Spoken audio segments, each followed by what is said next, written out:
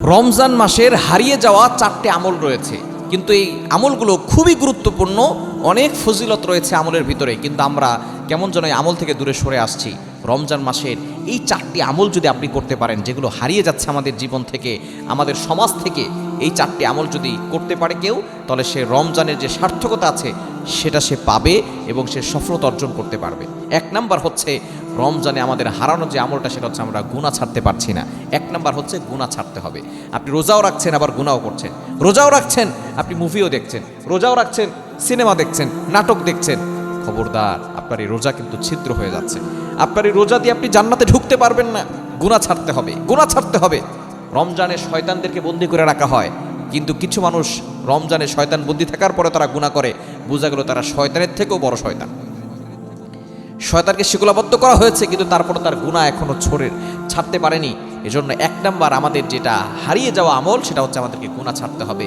গুনাহ যদি আমি রমজান মাসে না ছাড়তে পারি, তাহলে কিন্তু আমাদের জীবনটা শেষ হয়ে যাবে। এজন্য আসুন আমরা 1 নম্বরে আল্লাহকে কমিটমেন্ট দিব, রমজানে কোনো গুনাহের কাজ করব না। চোখের গুনাহ থেকে বাঁচবো, হারাম কাজ থেকে বাঁচবো, সকল ধরনের গুনাহ থেকে আমরা বাঁচবো। 2 নাম্বার হারিয়ে যাওয়া আমল হচ্ছে কোরআন শোনা, কোরআন শোনানো। আমরা দেখা যাচ্ছে কোরআন নিজে পড়ার সুযোগও পাই না, অথচ রমজান মাসটাই হচ্ছে কোরআন নাজিলের মাস। আল্লাহ তাআলা নিজে বলে দিয়েছেন 2 নম্বর পারা 7 নম্বর পৃষ্ঠার 1 নম্বর লাইন, সূরা বাকারা 185 নম্বর আয়াত, শাহরু রমাদান আল্লাযী উনজিলা ফীহিল কোরআন। আল্লাহ তাআলা রমজান মাসে কোরআন নাজিল করেছেন, কিন্তু আমরা অনেকেই আছি রমজান মাসে কোরআন পড়তে চাই না। রমজান মাসে কোরআন পড়বেন, অন্যকে শোনাবেন, নিজেও শুনবেন। কোরআন তেলাওয়াত করলেও সওয়াব, শুনলেও সওয়াব, কোরআনের দিকে তাকালেও সওয়াব। এজন্য আসুন রমজানের আমলটা আমরা ছাড়বো না। এবং 3 নাম্বার হচ্ছে ইতিকাফ করা। নবীজি সাল্লাল্লাহু আলাইহি ওয়াসাল্লাম তার জীবদ্দশায় ইতিকাফ ছাড়েন নাই। যে সময় থেকে রমজান ফরজ হয়েছে সে সময় থেকে তিনি ইতিকাফ করেছেন। 1 বছর তিনি ছেড়েছেন যাতে করে সেটা ফরজ না হয়ে যায়, এটা আবার তিনি কাজাও করে ফেলেছেন। সুতরাং আমরা অবশ্যই ইতিকাফ, যেই আমলটা রাসূল সাল্লাল্লাহু আলাইহি ওয়াসাল্লাম কখনো ছাড়েন নাই, আমাদের অনেক মানুষ এমন আছে যারা জীবনে এই আমলটা করিনি। মা বোনরা ঘরে করতে পারবে, পুরুষরা শেষের 10 দিন আপনি ইতিকাফে চলে যান, মসজিদে আপনার সকল কিছু নিয়ে চলে যান। আপনি কেমন যেন আল্লাহকে বোঝাতে চাচ্ছেন, আল্লাহ সব কিছু ছেড়ে আসছি, দুনিয়ার সন্তান স্ত্রী সব কিছু ছেড়ে আপনার পায়ে হাজির হয়ে গেছে, আল্লাহ আমাকে তুমি ক্ষমা করে দাও।